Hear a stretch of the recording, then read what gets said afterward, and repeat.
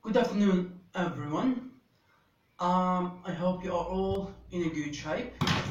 Well, today I will address something that has to deal with the research paper. When you design your paper, it's significant what you need to have, how we can say, a conclusive result. You need what is called as data collection instruments. What are the data collection instruments that I'm referring to? They are as follows. We have observation. Some students or some postgraduate students willing to pursue a master degree or a doctorate degree, they are required to collect data by using data collection or instruments like observation, as I mentioned previously, and also we have questionnaire, which is known by every one of us, and also finally the qualitative method that focus on using interview questions, and also questionnaire, and finally observation. These are the three major used by potential scholars or students who are willing to pursue the desirable certificate. Today, I will just focus on one particular instrument, which is questionnaire. So let me write the title first, and then we will discuss the elements or how to make a questionnaire. The first thing is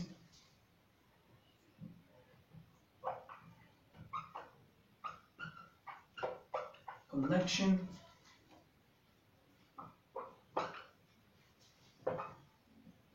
instruments.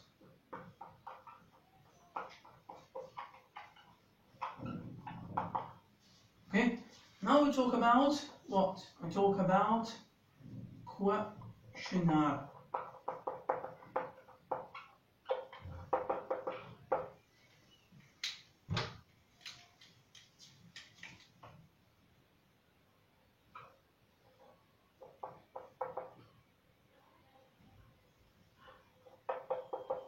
So that you can see clearly data collection instrument using the questionnaire. What do you mean by questionnaire? Questionnaire, it has to deal with the statistical data. Simply, you are going to collect percentage or to collect result by using percentage of performance or any kind of thing that you are willing to test for. So the things is questionnaire usually used for statistical data, right?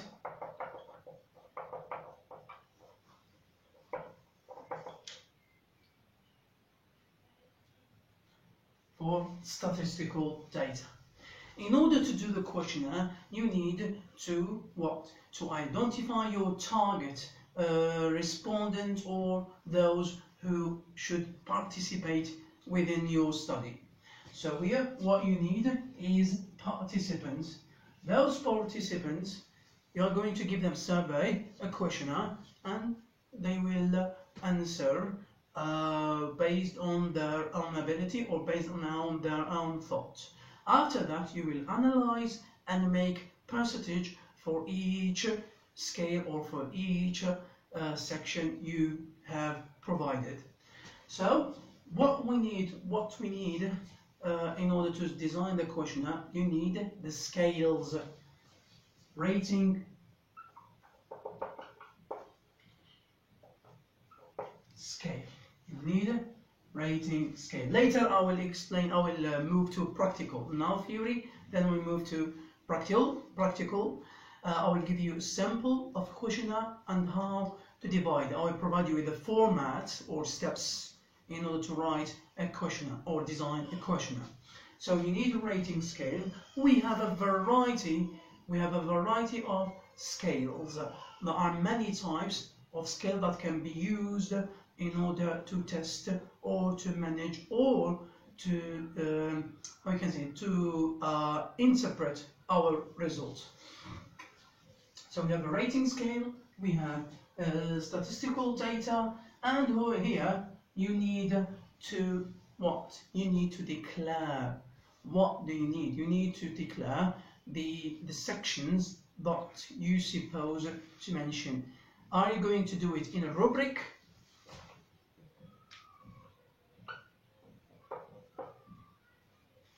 Or are you going to do it, for example, in sections?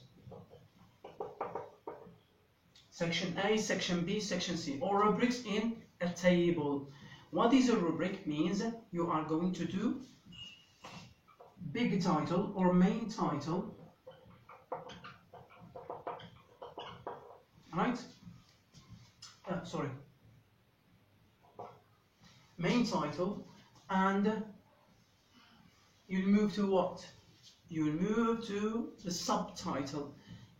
For example, let's say English language skills. This is the main title. Then you move to A, listening ability or listening skills, and then you provide the questionnaire using the appropriate scale, whether it is a frequent scale, frequency, whether it is has to deal with the grade, performance, how we can say it, ability, attitude, anything, any type of scale that you should provide should be relevant to what you suppose to test for. This is the how we can say the schema of the parts of your question. Now we move to the practical things. The practical thing, I will give you a sample, and in order to follow, and also will enable you to write, to design, sorry, a questionnaire. Now, how to design a questionnaire. First thing, the first part in designing a questionnaire, you need to start with a background information. Background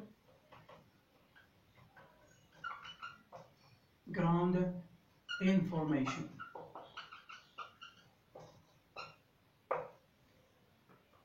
Background information.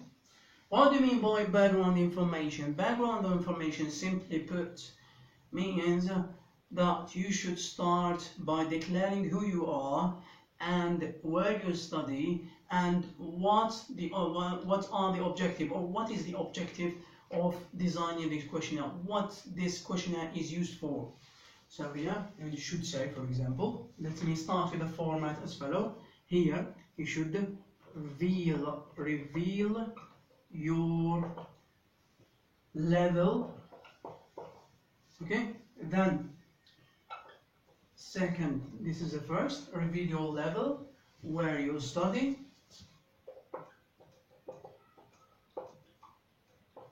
Mean what is your the name of your university, and then the objective of your questionnaire.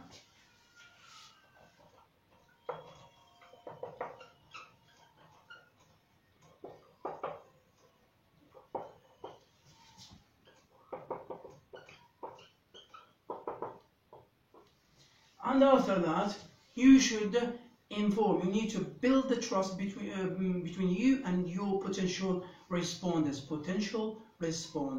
By telling them that this question, is only used for that kind of test, and their answer, you need to mention it. You need to state it by saying this questionnaire is totally anonymous. Your answers, your answers are totally anonymous, and you are not obliged to write your name.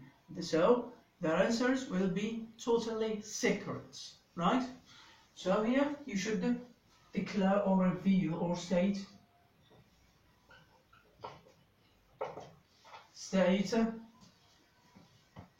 that their answers is anonymous. Right? Anonymous. So that they will be, how you can say, satisfied, relief, and answer with without any mistrust situation. They will answer, and they will leave that. They will trust your intention, sorry, and they will answer properly. So this is about the steps you need to follow. After that, you should do what you start with your section by giving the title of your section. For example, let me explain to you. I have to omit this and then we'll explain.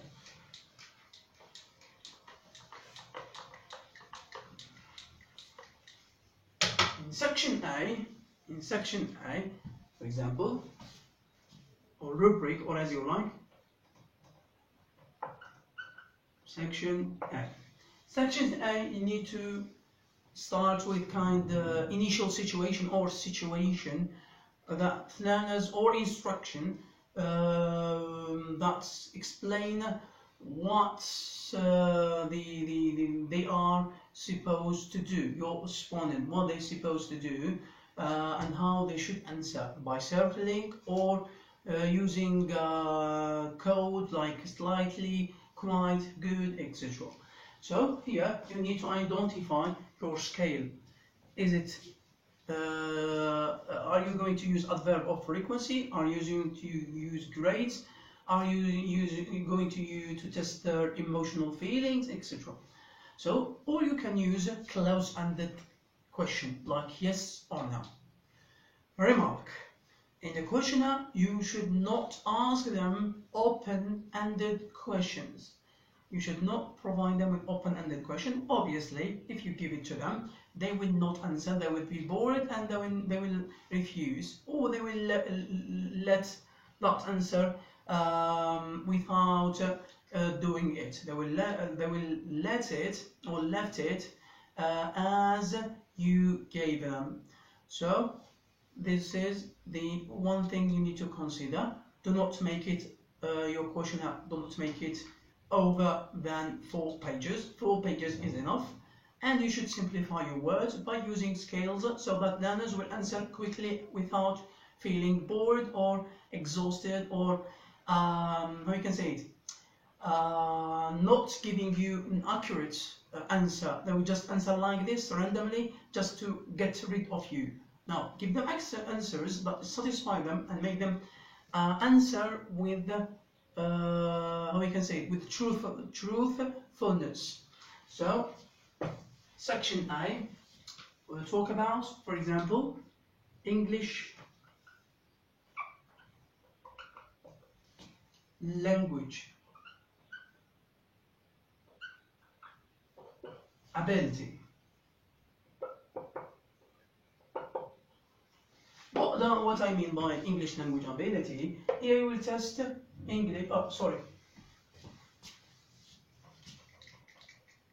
we'll correct it, then we will proceed. English language ability means their ability to using the 4 skills: listening, speaking, reading and writing. So section A, it has to do with English language ability. This is as a rubric. You can make it as a rubric, for example like this, as a table, or you can start directly by answering questions. Here we'll start, let's say this is a rubric. Here we will start with the listening skill or ability, and you provide them with scale. Obviously, before you start your rubric, you give them instruction how they should answer. And after that, listening scale, you can provide a variety of ways as you want. Let's say start with the simplest one and the common one, agree. You start with agree, okay? No, sorry, no, not agree. Now strongly here. Strongly agree, right? Here, agree. And here, neutral. And here, disagree. and strongly disagree,